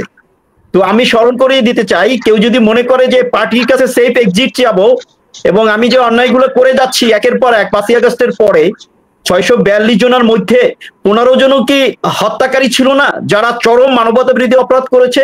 মনিরুল, হারুন, এরকম অফরাদি, আসাদুজ্জামান স্বরাষ্ট্রমন্ত্রী এবং আরো যত ক্রিমিনাল ছিল তার ভিতরে কি 15 থেকে 20 জন ছিল না? হ্যাঁ, আমি একটা পয়েন্টে এগ্রি করি, সেই সময় সেনাবাহিনীর ভূমিকা। 642 জন যারা সেনাবাহিনীতে আশ্রয় নিয়েছিল তাদের স্ত্রী সন্তান, তাদের অনেকে বৃদ্ধ পিতামাতাও ছিল, জীবনের ভয়ে তাদেরকে আশ্রয় দিয়েছে, দ্যাটস গুড, ফাইন, এটা মানবতার কাজ করেছে সেনাবাহিনী তখন। কিন্তু এর ঢালাওভাবে সবাইকে ছেড়ে দেওয়া, সবাই চলে যাওয়া, তার ভিতরে 100 জনও কি ছিল না এরকম অপরাধী? এবং তার ভিতরে 15-20 জন আমি যার কথা বললাম যে তারা চরম মানবতা বিরোধী অপরাধ করেছে গত 15 বছর ধরে এদেশের মানুষকে গুম খুনের সাথে যারা জড়িত, হত্যার সাথে জড়িত। তো তাদেরকে কেন ছেড়ে দেওয়া হলো? এইভাবে একটার পর একটা যদি আমরা আনফোল্ড যেভাবে হয়েছে, তাতে কিন্তু এখন আমি বলবো ওইটা বিষয়টা আমি স্মরণ করে দিতে চাই, সেফ এক্সিট পেতে হলে জনগণের কাছে চাওয়া উচিত। যে মঈনুল আহমেদ যেমন পার্টির কাছে চেয়ে জনগণের কাছে আজকে ধিকৃত, নিন্দিত, ঠিক ইতিহাসে একদিন কিন্তু এরকম যদি সেফ এক্সিট কোনো পার্টির কাছে চাওয়া হয়, ফ্যাসিস্টদের পক্ষ নিয়ে, বিদেশি শক্তির পক্ষ নিয়ে সেফ এক্সিট যদি কোনো পার্টির কাছে চাওয়া হয়, একদিন জনগণের সামনেও তাদের কাঠগড়ায় দাঁড়াতে হবে এবং মনে রাখতে হবে তারা জনঘৃণিত হবে ভবিষ্যতে। Thank you. Jamal Haider sir, আপনি শেষ। জি ভাই, আমি লাস্টলি যেটা বলতে চাই, যেটা শেখ সেলিম ভাই বলছিলেন যে মানে আবার একটা বিপ্লব আসবে, আসলে না, সেভাবে আমি চিন্তা করি না। বিপ্লব আসবে না, এখনো সময় আছে 6 মাস, যদি ফেব্রুয়ারিতে নির্বাচন হয় তবুও 6 মাস। আমরা যারা এই বিপ্লবের সাথে যুক্ত ছিলাম অবশ্যই দেশ থেকে, সেটা হচ্ছে এনডিজে, ন্যাশনাল মানে নেক্সাস ডিফেন্স জাস্টিস। তো এখানেই কিন্তু দক্ষ মানুষ আছেন। আমাদের প্রবলেম হচ্ছে দক্ষতায়। এই হয়তো ইন্টারিম গভর্নমেন্ট ভাবছে যে মিলিটারিকে কিভাবে হ্যান্ডেল করবে। শুধু আমি বলে দিতে চাই, শুধু হাসান নাসির স্যার এবং হাসিন স্যার, এই দুইজনকে দায়িত্ব দিলেই এই মিলিটারিটাকে দেওয়ার মতো তাদের প্রজ্ঞা কমপ্লিটলি আছে।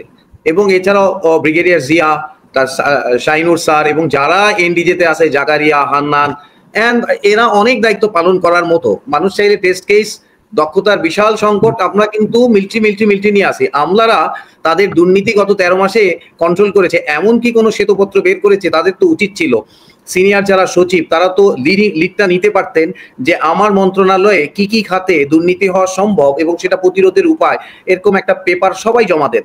দক্ষতার বিশাল প্রবলেম আছে। আমি জানি না এই কথাগুলো সরকারের কোনো মহল থেকে শুনবে কিনা, কারণ তাদেরকে আমি থার্ড পার্টি গভর্নমেন্ট বলি। আমরা আন্দোলন করেছি, ছাত্র জনতা আন্দোলন করেছে, রক্ত দিয়েছে, তাদের কেউ কিছু দেয় নাই, তাদের ওনারশিপ নাই। সেই জুলাই আন্দোলনের ওনারশিপ সরকার প্রধান থেকে শুরু করে তার যে দলবল তার কারণেই, যার কারণে দে উইল নট অ্যাক্ট। এটাই ইকুয়েশন। তারা থার্ড পার্টি কাজ করে যাচ্ছেন, ঠেকার কাজ আমাকে করছেন, ওয়েল অ্যান্ড গুড। উনি সার্বভৌমত্ব রক্ষার জন্য বড় বড় কাজ করেছেন প্রফেসর ইউনূস, বাট তার যে দল সেটা কি অনেক দক্ষ এই সচিবদেরকে, তারপরে তাদের মানে আমলাদেরকে নিয়ন্ত্রণ করা? মানে এটাও তো একটা বড় প্রবলেম। আমরা হয়তো সার্বভৌমত্বের কথা বলবো, গণতন্ত্রের কথা বলবো, বাট গরিবের টাকা অপচয় করা এবং মেরে নেওয়া, সেটাকেও তো কন্ট্রোল করতে হবে। আমার দুইটা জিনিস দরকার, সার্বভৌমত্ব, সুশাসন। আমি বলবো এই জায়গাটাতে কাজ করা উচিত। সুশাসন, সার্বভৌমত্ব আমরা দেখবো এবং সেনাবাহিনীকে সংস্কার করে সার্বভৌমত্ব নিশ্চিত করা সম্ভব। আমলা এবং রাজনীতিবিদদেরকে সংস্কারের মধ্যে নিয়ে এসে তাদের মাধ্যমে সুশাসন প্রতিষ্ঠা করা সম্ভব। অনেক ধন্যবাদ ইলিয়াস ভাই শোতে ডাকার জন্য। আপনাদের সবাইকে ধন্যবাদ। প্রিয় দর্শক, সবাই ভালো থাকবেন। আমরা দেশে একটা সুশাসন আসুক, এবং যারা এখনো পর্যন্ত এই সেনাবাহিনীর ভয়ে নিজের যে দায়িত্ব, সেই দায়িত্ব পালন করতে পারছেন না, আমি বিশেষ করে বলবো যে আইন উপদেষ্টা যিনি আছেন, তিনি আসলে মানে মাঝে মধ্যে তিনি আর অসহায়ত্বের কথা বলেন, কিছু বিচারক অসহায়ত্বের কথা বলেন, না আমরা পারছি না, পারলে ছেড়ে দেন। আপনি ওখানে বসে থেকে তারপরে দেশের এই বিপ্লবটা ধ্বংস করবেন, এটার তো কোনো দরকার নাই। এখানে যদি নাকি এই যে কিছু আলেমের মুক্তির ব্যাপারে আমেরিকান দূতাবাস নাকি এই তাদের করে, আর আমেরিকা আমার খাওয়ায় নাকি? আমেরিকার কথা আমি শুনবো কিসের জন্য? আমেরিকার লোকজন যায় সেখানে, আপনার একজন ব্যক্তি, আপনি যাকে 16 বছর যাকে আটক করে রেখেছেন, তাকে ছাড়ার পরে আমেরিকার কথা শুনে তার জামিন স্থগিত করছেন কেন? আমেরিকা বললেই তার জামিন স্থগিত করতে হবে নাকি? আপনি আমেরিকারে বুঝান যে তাদেরকে এইভাবে একটা মিথ্যা ইয়েতে তাদের ফাঁসি দেওয়া হয়েছে, তাদের জাজমেন্ট দেওয়া হয়েছে, সেটা বুঝায় তারপরে তাদেরকে যদি মনে করেন কূটনীতিক বোঝানো দরকার, তাহলে পড়েন। সেটা যদি আপনার না আমেরিকা কিছু শিরোনামে এসেছে, সংবাদের শিরোনামে এসে কিছু হলেই দূতাবাসের ইয়ে বাড়ে। আর ভাই ছেড়ে দেন, আপনি এত ভয় হলে ছাড়েন না কেন? সমস্যা ওইটা না, সমস্যা হচ্ছে সবারই কারোর মেয়ে নিয়ে, কারোর টাকা নিয়ে নানান ধরনের সমস্যা এদেরকে ধরে রেখেছে, এই কারণে তারা কিছু করতে পারে না। যাক, এসব যদি করেন আপনারা, ডিজিএফআই যেভাবে আপনাদের করে বিভিন্ন ধরনের এই জিম্মি করে তারপরে কাজ করায়, সে একইভাবে দেখেন এই যে গোলাম ময়লা রানী হয়েছে, নূরকেও আপনারা চেয়েছেন কাজে লাগাইতে, শেষ পর্যন্ত কিন্তু ফসকে গিয়েছে। আমি জানি না কি হবে, নূরের বিভিন্ন ধরনের জিনিসপত্র তাদের হাতে আছে। আমরাও কিন্তু এক্সপোজ করব। আমি যদি এখন এই মুহূর্তে কাজ করছি হচ্ছে জায়েদকে নিয়ে, এই যে ডাক্তার জায়েদুর রহমান কচুক্ষেতী, সো এগুলোরে আমরাও এক্সপোজ করবো। কিন্তু আপনারা এই যে ব্রিগেডিয়ার হাসান আছে, তাকে নিয়ে যা ইচ্ছা তাই কথাবার্তা বলেন। এইভাবে মানুষের চরিত্র হনন করা, এটা যদি করতে থাকেন তাহলে কিন্তু সমস্যায় পড়বেন আপনার নিজেরাও। এই পুরো সেনাবাহিনীটার উপরে যারা আছে তাদের ভেতরে চরিত্রের এত বড় স্খলন হয়েছে, এইটার থেকে বের হইতে হবে আমাদেরকে। যাদের দায়িত্বে না থাকা দরকার, ভাই সরে যান, আপনার সমস্যা আছে, ঠিক আছে, আমি পারবো না। যদি থেকে তারপরে কাজ না করেন, এটার দায়ও কিন্তু আপনাদেরকে নিতে হবে। কর্নেল হাসিনুর, সেলিম ভাই কিছু বলছিলেন নাকি? হ্যাঁ হ্যাঁ হ্যাঁ, না আমি একটু কমেন্ট করতে চাই। ওই যে ল মিনিস্টার সে যে আমেরিকা অসন্তুষ্ট হবে এই ব্যাপারে আমি বলতে ভাই পারি। আচ্ছা জি হাসিনুর ভাই, জি বলেন। জি না, অলরেডি কিন্তু অধ্যাদেশ বাইর হয়েছে বিচারের জন্য, এখানে কিছু রকম গরিমসি করা কায়দা নাই। এর পরিষ্কার করে বলে দিচ্ছে যারা ভাঙছে মানে মানে গুমের আলামত নষ্ট করতে তাদের জন্য দণ্ড কত বছর, কত টাকা জরিমানা পরিষ্কার করে দেওয়া আছে। এখান থেকে বেরিয়ে আসার কোনো কায়দা নাই। একদম পরে ইউএন এর প্রেসক্রিপশনে দেওয়া, সুতরাং এখান থেকে কিছু করার সেনাবাহিনী প্রধানের কোনো ক্ষমতা নাই। তো খালি খালি হয়তো আগে আইন ছিল না, তারপরও অনেক প্যারান করে ভাই যেটা বলছেন আছে। এখন আমি মনে করি ভাই আমাদের সবার সোচ্চার হওয়া উচিত সেনাবাহিনী ভাবমূর্তি রক্ষা করার জন্য। আমাদের যারা জেনারেল এখন বসে, জেনারেল যারা বসে আছেন, প্লিজ আমি অনুরোধ করে আপনার কথা বলেন, সেনাবাহিনী ভাবমূর্তি রক্ষা করেন। কোটি কয়েক লোকের জন্য সেনাবাহিনী ভাবমূর্তি নষ্ট হইতে পারে না। এটা আমাদের সেনাবাহিনী, করবে সেনাবাহিনী। ধন্যবাদ ভাই। হাসিনুর ভাই, ইলিয়াস ভাই আমি একটু বলতে পারি? শেষ করেন যে আপনি। হাসিনুর ভাই, সেনাবাহিনী আমি বলবো যে এই দেশের মানুষের অন্তরে অন্তরে। একটু আগে এক ভাই বলছিল এই সেনাবাহিনীর জন্যই বাংলাদেশ স্বাধীন হয়েছে। জিয়া যখন ঘোষণা দিয়েছিল তখন পাকিস্তান সেনাবাহিনীর শৃঙ্খলা খণ্ড বিখণ্ড হয়ে মুক্তি বাহিনীর জন্ম নেয়। তো সেনাবাহিনী অনেক অত্যন্ত গর্বের জায়গা, সবাই সেনাবাহিনীর ভালোবাসে, এ নিয়ে ভুল বোঝাবুঝির কোনো এ নাই। কিন্তু কতিপয় সেনা অফিসারের জন্য যে সেনাবাহিনীর বাপমূর্তি নষ্ট হচ্ছে, এটা অত্যন্ত বেদনাদায়ক। আপনাদের জন্য বেদনাদায়ক, আমাদের জন্য বেদনাদায়ক, এইটার রাষ্ট্রীয়র জন্য বেদনাদায়ক, সার্বভৌমত্বের জন্য বেদনাদায়ক, হুমকির মুখে পড়ছে। আপনি চিন্তা করতে পারেন যদি সেনা ক্যান্টনমেন্টের রোয়ার অফিস থাকে, এটা কোন দেশে দেখাইতে পারবেন? যাই হোক, বেশি না বললে ওটা অনেকে বলছে।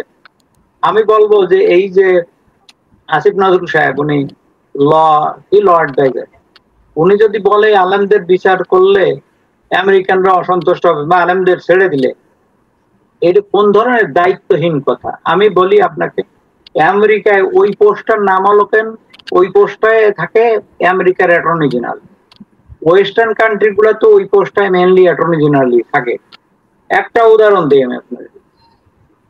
ক্লিনটনের সময় যখন মনিকা লুইন্সকির ইনভেস্টিগেশন হচ্ছিল, এই জেনেট রিনো ছিল তখন আমেরিকার অ্যাটর্নি জেনারেল। তার জেনেট রিনো তো নমিনেটেড বাই প্রেসিডেন্ট ক্লিনটন।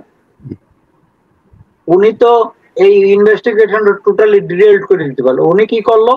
নিরপেক্ষতার জন্য প্রেসিডেন্টের কথা বলেও নাই, প্রেসিডেন্ট বলেও নাই, শোনেও নাই। উনি করলো কি, ওই একটা স্পেশাল প্রসিকিউটর নিয়োগ করে ওই দিল। তাতে তো প্রেসিডেন্ট তো চলে যাচ্ছিল, তার ইমপিচমেন্ট হলো, সেখান থেকে বেরোই করলো। তারপরে সিরিজ অফ প্রবলেম তার হলো বিভিন্ন জায়গায়, যেহেতু ক্রিমিনাল ইন্ডাইটমেন্ট হয় নাই, কিন্তু তার ল লাইসেন্স চলে গেল প্রেসিডেন্ট ক্লিনটনের। লাইকওয়াইজ নিক্সনের সময় তাই হয়েছিল। রিপাবলিকান অ্যাটর্নি জেনারেল অর্থাৎ ল মিনিস্টার, উনি ইনভেস্টিগেশন শুরু করলো, নিক্সনের চলে গেল। তারপরে তো আসসালামু আলাইকুম প্রিয় দর্শক, দেশ কিংবা দেশের বাইরে যে যেখান থেকে বসে ভিডিওটি দেখলেন সবাইকে অনেক অনেক ধন্যবাদ এবং ভালোবাসা জানাচ্ছি। প্রিয় দর্শক, আশা করি পুরো ভিডিওটি দেখেছেন এবং বুঝতে পেরেছেন বর্তমান বাংলাদেশের পরিস্থিতি। সেই পরিস্থিতি নিয়ে আলোচনা করা হলো, বাংলাদেশের যে অবস্থা সেই অবস্থা নিয়ে আলোচনা করা হলো। আলোচনা করলেন আমাদের সবার পরিচিত প্রিয় মুখ, অত্যন্ত সাহসী সাংবাদিক ইলিয়াস হোসেন। বাংলাদেশের বর্তমান যে অবস্থা সেই অবস্থা নিয়ে আলোচনা করা হলো এবং সেনাপ্রধান ওয়াকারকে নিয়ে আলোচনা করা হলো। সেনাপ্রধান ওয়াকারুজ্জামান কোন পথে হাঁটছে, কোন দিকে যাচ্ছে এবং তিনি শেখ হাসিনাকে ফিরিয়ে আনতে কি ব্যবস্থা গ্রহণ করছে।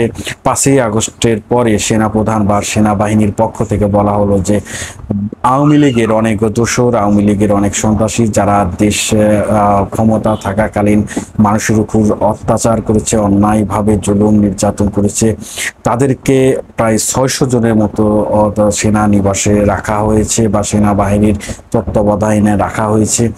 তাদেরকে কিন্তু কোনো রকম কোনো শাস্তি না দিয়েই ছেড়ে দেওয়া হয়েছে এবং বিদেশে পালাতে সাহায্য করা হয়েছে। 1 বছর পার হয়েছেন, শেখ হাসিনা পালিয়ে গিয়েছে। এর মধ্যে দেশের যে অবস্থা সে অবস্থার কঠিন একটি পরিস্থিতি। ডক্টর মোহাম্মদ ইউনূসকে সম্মান করে ভালোবেসে এবং দায়িত্বশীল ব্যক্তি হিসাবে তাকে বসানো হয়েছিল সংস্কারের জন্য এবং দেশের মধ্যে যে অরাজকতা, মব সহ অন্যান্য নানান অপকর্ম, রাহাজানি, চাঁদাবাজি সহ দখল বাণিজ্য সহ বিভিন্ন অপকর্মর সাথে যে সকল দল জড়িত, যে সকল দল আবার পরবর্তীতে ক্ষমতায় আসলে দেশের জন্য হুমকি স্বরূপ হবে, দেশ হুমকির মুখে পড়বে, এই সকল দলকে কঠিনভাবে আসলে সাজার মুখোমুখি সহ সতর্ক বার্তা বা সংস্কারের মাধ্যমে তাদের অবস্থা, তারা যেন কোনোভাবেই স্বৈরাচারী হয়ে না উঠতে পারে সেই ব্যবস্থা করার জন্যই কিন্তু ডক্টর মোহাম্মদ ইউনূসকে বসানো হয়েছিল। কিন্তু ডক্টর মোহাম্মদ ইউনূস তিনি যে ক্ষমতায় বসেছেন বা তিনি কি করতে পারেন কি করতে পারেন না এই কথাটাই তিনি ভুলে গিয়েছে। আসলে তিনি যে তার যে ক্ষমতা, সেই ক্ষমতা দ্বারা তিনি আসলে কি করতে পারেন এই বিষয়টি তিনি আসলে জানেন না। তিনি নানান তার চারপাশে নানা রকম শেখ হাসিনার দোসরা, আওয়ামী লীগের দোসরা বসে রয়েছে। শেখ হাসিনা পুনর্বাসনের চেষ্টা করা হচ্ছে। সেনাপ্রধান ওয়াকারুজ্জামান তিনি তার কথা মানছেন না, বরঞ্চ শেখ হাসিনার কথাই মতো সেনাপ্রধান উঠছে বসছে, ইন্ডিয়ার কথা মতো চলাফেরা করছে এবং প্রধান উপদেষ্টাকেই মূলত হুমকির মুখে রেখেছেন সেনাপ্রধান ওয়াকারুজ্জামান। এই বিষয়গুলো নিয়ে নানান আলোচনা সমালোচনা করা হলো। প্রিয় দর্শক, আপনাদের কাছে কি মনে হচ্ছে, কি বলার আছে অবশ্যই কমেন্টে জানাবেন। সবাই ভালো থাকবেন, সুস্থ থাকবেন। ভিডিওটি শেষ করছি। আসসালামু আলাইকুম।